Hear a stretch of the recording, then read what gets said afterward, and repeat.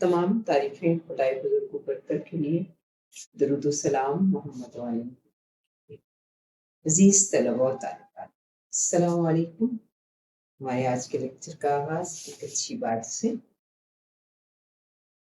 आदमी अपनी जुबान के नीचे पोशीदा है। ये कौल लिया है हमने नेजुल बलागा से। अजीज तलबा व तालिबात, हम शरई इस्तिलाहात कर रहे हैं।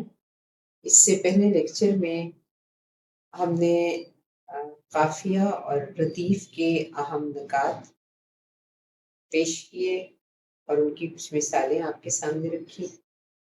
आज हम नंबर 3 पर शेरी इस्तिलाह है मतला, ये पढ़ेंगे।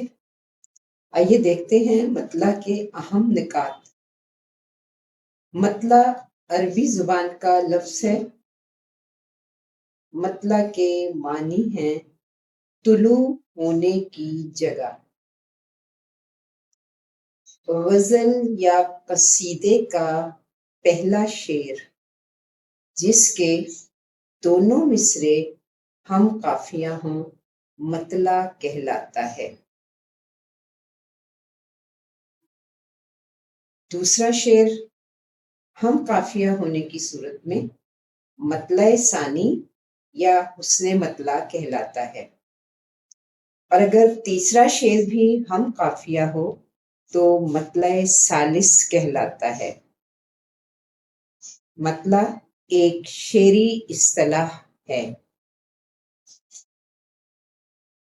इसके अलावा एक पॉइंट और भी आप लोग याद रख सकते हैं, जो कि किसी 1 या 2 साल किसी एक पंजाब के बोर्ड में आया था कि मतला ग्रामर की रूह से क्या है।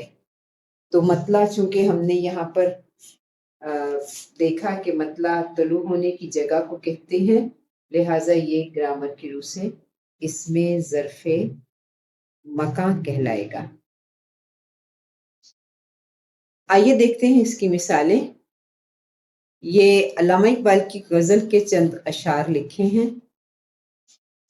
न तू ज़मीं के लिए है न आसमां के लिए, जहां है तेरे लिए तू नहीं जहां के लिए। मकामे परवरिशे आहो नाला है ये चमन, न सैरे गुल के लिए है न आशियां के लिए। निगह बुलंद सुखन दिल नवाज जां पुरसोस, यही है रख्त सफर मेरे कारवां के लिए।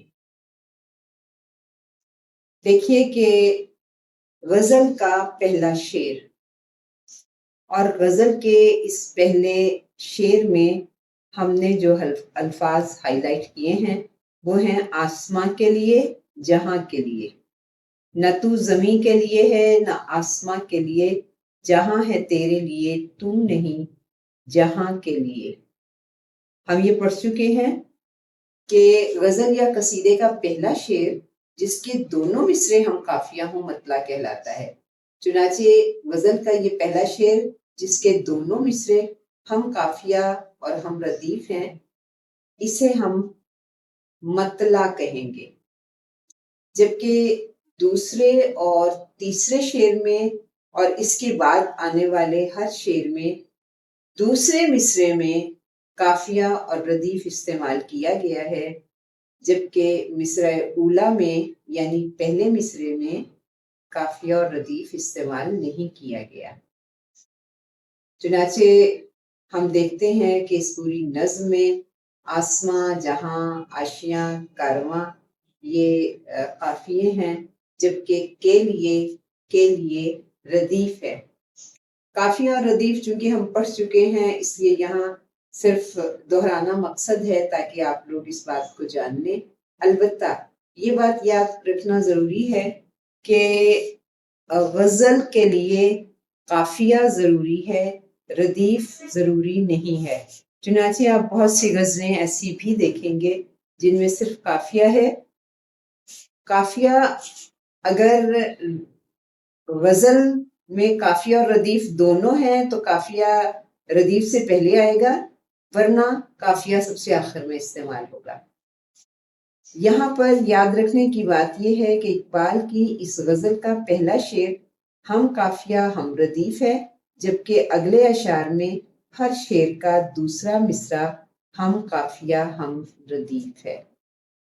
چنانچہ آج ہم نے مطلع کے حوالے سے جو نکات دیکھے ہیں ان میں یہ تمام نکات کا سمجھنا اور ان کا یاد رکھنا بہت ضروری ہے، کیونکہ جو ہمارا معروضی حصہ ہے اس میں کثیر الانتخابی سوالات میں یہ سوال 5 نمبر کا ہے، اور اس میں نہ صرف شعری مثالوں کے حوالے سے شعری اصطلاحات کے بارے میں سوالات کیے جاتے ہیں، بلکہ یہ جو نکات آپ کے سامنے بھی لکھے ہوئے نظر آ رہے ہیں ان کے حوالے سے بھی کوئی سوال آپ سے پوچھا جا سکتا ہے۔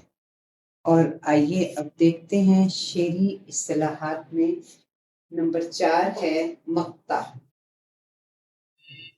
مقطع کے اہم نکات: مقطع عربی زبان کا لفظ ہے۔ مقطع کے معنی ہیں قطع کرنا یا کاٹنا۔ غزل یا قصیدے کا آخری شعر جس میں شاعر اپنا تخلص استعمال کرے مقطع کہلاتا ہے۔ اگر تخلص استعمال نہ کرے تو اسے آخری شعر کہا جاتا ہے۔ مقطع شعری اصطلاح ہے۔ آئیے دیکھتے ہیں اس کی مثالیں۔ نہیں کھیل اے داغ یاروں سے کہہ دو کہ آتی ہے اردو زباں آتے آتے۔ تھکیں جو پاؤں تو چل سر کے بل نہ ٹھہر آتش، گلے مراد ہے منزل میں خار راہ میں ہے۔ حکم ہے سچ بھی قرینے سے کہا جائے ندیم، زخم کو زخم نہیں پھول بتایا جائے۔ غالب ندیم دوست سے آتی ہے بوئے دوست، مصروف حق ہوں بندگی بو تراب میں۔ ہم نے دیکھا کہ ان مثالوں میں شعراء کے نام جو ہیں وہ ہائی لائٹ کیے گئے ہیں۔ یہ شعر داغ کا ہے، یہ شعر حیدر علی آتش کا، یہ شعر احمد ادیب قاسمی کا، اور یہ شعر مرزا غالب کا۔ ان شعراء نے اپنی ان غزلیات کے آخری شعر میں اپنا تخلص استعمال کیا، اس لیے یہ تمام اشعار مقطع کے اشعار کہلائیں گے۔ عزیز طلباء و طالبات، یہ تھا ہمارا شعری اصطلاحات سے متعلق لیکچر، جس میں قافیہ، ردیف، مطلع اور مقطع ان چاروں شعری اصطلاحات کے اہم نکات آپ کو بتائے گئے۔ یاد رہے کہ چاروں الفاظ عربی زبان کے ہی ہیں، ان چاروں کے مفہوم علیحدہ علیحدہ سے ہیں، اور غزل اور قصیدے میں